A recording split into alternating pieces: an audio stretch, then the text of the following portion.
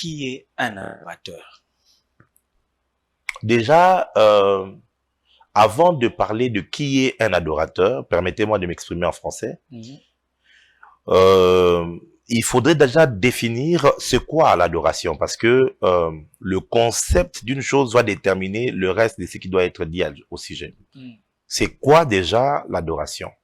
Et pour mieux comprendre l'adoration, il faut comprendre ce que l'adoration n'est pas. Ok? Comme ça, et tout. Avant tout l'obéla, naninda zali adorateur, il faut tout l'obéla adoration yango moko eza nini. Pour comprendre l'adoration eza nini, il faut comprendre d'abord adoration. Nini yango nde eza te. L'adoration c'est pas le fait de chanter. Bato bile bakanisaka chanter adoration Deux, adoration ce n'est pas chanter des cantiques lentes. Mon air à louange. Akuma, alléluia, akuma. Allez, air adoration, c'est quoi? Yahweh, Yahweh, Yahweh. Oh, bien aimé, ton continue la présence à nous appeler. Adoration, c'était le fait de voir Maman Lembe. Adoration, ce n'est même pas le fait de dire à Dieu, je t'adore Seigneur, je t'adore papa, je t'adore, oh mon Dieu, je t'adore, L'adoration, ce n'est pas non plus le fait de multiplier des paroles. Poème, tout ça, Seigneur, tu es le lys de la vallée, tu es plus que j'adore, tu es celui que le ciel élève. Adoration. L'adoration, ce n'est pas le corbeau et les renards.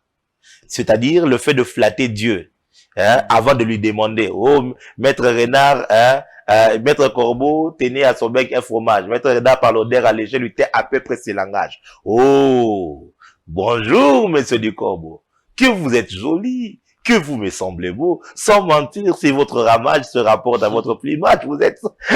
Donc, bah, tu veux dire, quand ça ils ont flatté Nzambe.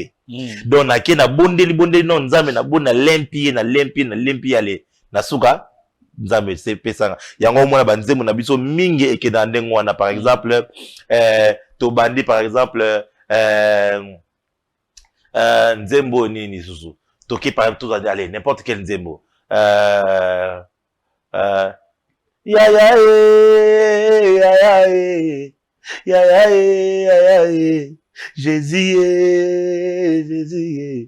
Jésus, allez, nakolela, nakoyemba, allez, papolo, bakyo, kosala. Donc, la bandize, mon ami, au bandi na moi, apo soui na osenga. Parce que pour nous, nous pensons que adorer Dieu, c'est le flatter avant de le demander. Comme on dit, adorer Nzambe, c'est flatterité. Alors, c'est quoi l'adoration, simplement? L'adoration, c'est redonner à Dieu son image qu'il a placée en toi. Pesa Nzambe image na ye o atie na kati na yo. Batuni Yesu.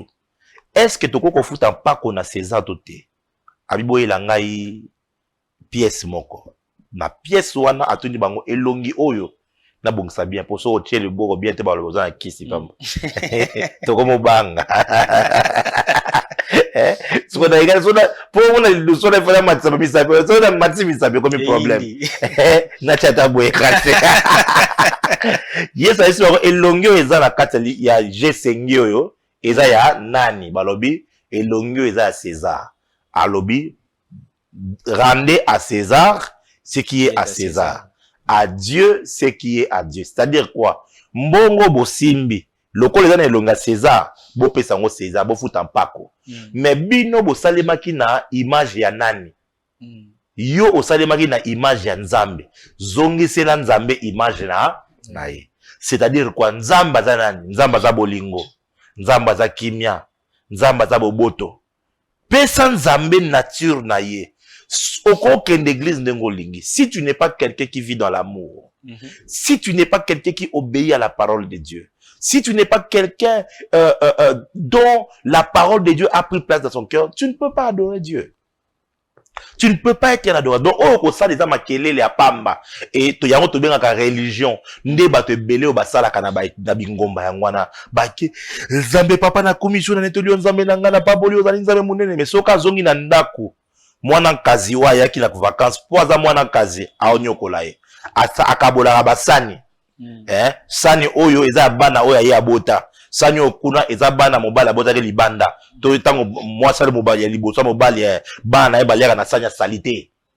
Siko tango yo silisi ko traiter bato mabe bato nzamba keli na elilingi na ye. O traiter bango mabe nde ko kende ko loba na nzambe na lingaka yo. C'est impossible. Je crois que l'église doit comprendre le concept adoration. Deuxièmement, adoration, c'est la totale soumission à Dieu. Abraham nzamba ebisie pesangai mwana na yo oyo lingaka kombo na ye Isaac pesangai. Abraham azui Isaac bakei bakomi na sangomba ayebisi ba serviteur bino botikala awa ngai na mwana tozokende ko gumba mela tozokende ko adorer. Adoration les nini aokende boma mwana ye. Mais aboma était pour na plaisir, aboma pour nzamba sengi. C'est-à-dire tala, ozo imaginer que dans 100 ans, soki un jour, soki moi na ça combien à 17 ans par exemple, donc 117 ans, na na assurance c'est que na robotaka lisusu. Moi non na zeli pendant ba mvule belé, na okendo boma pour nzamba lobi. C'est-à-dire quoi? Que ndenge na la wana boye, na na chukumezi mo na bimaka na ye. Mais pour eza contre volonté nzambe, na bomi relation na pour nzambe. Combien de personnes sont capables de se soumettre complètement à Dieu? La totale soumission, c'est ça qui est la vraie adoration. Qu'on se soumette à l'autorité à Nzambe, qu'on sala pleinement mon canon Nzambe. Ce qui biso ba chrétien, tu dois comprendre moi, c'est quoi adoration? Il faut total moukier ba musulman. Parce que je crois que l'islam, ce qui dit, je crois que c'est aussi la soumission à Dieu, si je ne me trompe pas, à Allah, je crois. Au comment na soki muta komi musulman atatu azaki chrétien ya lokuta chrétien zaka asambela soit komi musulman au moment eloko liboso aolia songolo te aolia ngulu te pongulu ya mabente à cause ayi surtout poso surtout ngulu ya kapela alela yango mais pour komi musulman à se soumettre lokola Allah aboya na olia esu yango te. Alors, comme on s'embête 5 fois par jour, selon ba heure na bango a prière. Alors, comme on landa, ba mibeko, oyo, ala pesi kuna.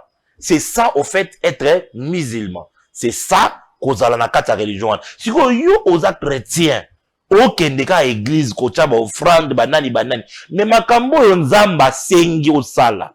Makambo nzamba lobi osala kangote. O mélange kanzambe. Si ko osa kwa adorer neni. Ce n'est pas l'adoration. Donc, je crois que déjà par ces deux définitions, et puis, Nakolobaboe, dis-moi qui tu cherches à ressembler. Je te dirai qui est ton Dieu. C'est fort. Si quoi, ma maman est belée au monde, attends, ma modèle, hein, na ba téléphone, na ba magazine. Aligi, na lingi suki na ngeza net ya fio. Ou bien, ba bazin, to ngata bazin, a okende pas koutira bité. Tongela nga bazin, selon modèle, oyo. Na lingi ke e kokana. Soki siko ba tongeli basé kokani pina a latiango aoki bien. Siko biso nenge tozabo, il faut que vie na biso ezala construit selon un modèle. La Bible dit dans 2 Corinthiens chapitre 3 verset 18, nous tous dont le visage découvert, nous contemplons la gloire de Dieu et nous sommes changés à la même image de gloire en gloire. C'est-à-dire que image on c'est l'image de Christ. Il faut ce que biso to rechercher kokana complètement là Jésus. Cette quête-là de ressembler totalement à Jésus, c'est ça qu'on appelle l'adoration. C'est maintenant une telle personne par rapport à quête wana, tant vinaye azako bunde kokalana vi Nzambe, c'est celui-là qu'on appelle un adorateur. Donc, c'est une personne dont la vie se conforme à la parole de Dieu. C'est une personne qui se soumet complètement à Dieu. C'est une personne qui prend Jésus-Christ comme son modèle et cherche à modeler sa vie selon Christ. nde mutu wana aza adorateur et non pas bato bakenda kotondisa ba église ali na suka aussi asala ko presser qu'il te la mbango pour akende kapela akenomela akeno sala ambiance. Vraiment, je pense que bo sosoli un adorateur ezaka oyo te a okende pona kotalisa nzambe oyo yazali parce que bato mingi bazala surtout ni adoration hein ezanini non adoration ezaka koloba na nzambe oyo ye azali. Bon, tolo kiza bongo. So eza koloba nzambe oya ya ebite ko azali parce que to nzambe abela la mutu abosani Jova Rafa Elohim ya tata wana ozoloba wana ezali jour mususu akio tale na ndako tango akomi na ndako netwana Isaïe chapitre 6 akomi na ndako wana akuti vie wana azana bayaya moko bavanda autour na ye musala bakozaka koloba c'est banda tilelo balobaka se yokati soko yo lubine keza Jehova Jireh nde sala ni nzebo nde sala no nzambe te nzamba bikabo wana na yoka batolo baka o nzambe so pamolinga tande na kopengwa yo soko kanisa opengwa siko isani nzambe abele stoma nzambe za nzambe avant biso autika la nzambe après biso il est déjà qui il est maintenant quand il se choisit un peuple une famille l'adoration c'est qu'il veut voir ses peuples lui être complètement soumis. C'est ça qui est la vraie adoration. Maintenant, il faut faire la différence entre un moment d'adoration et la vie d'adoration.